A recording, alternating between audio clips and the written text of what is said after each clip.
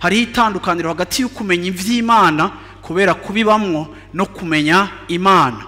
Kumenya ivy'Imana n'ubumenyi, ariko kumenya Imana ni ihishurirwa, ni revelation ya kila siku y'imbisi yose ku munsi.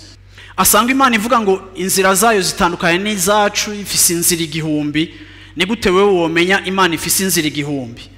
Ibi rero biratwica kuko rimwe Imana tuyifatira muri kahise uko twayibonye, ariko ngenda kubwira umunsi muri kino gitondo ngo igihe cyose Imana ikwihishurira mu rugezo rungana naho ugeze, ariko kandi urugezo no munsi Imana ikwihishuriramwo ruratandukanye n'urugezo Imana izokwihishuriramwo mu mwaka ukurikira.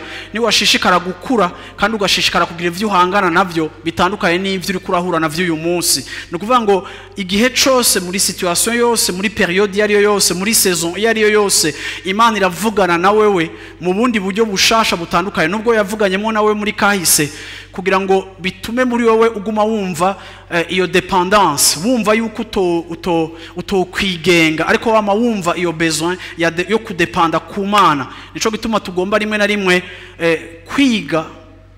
kwiyambura ivyo tuyiziko kugira ngo twakire ibindi bishasha. Yesu ashimwe cyane.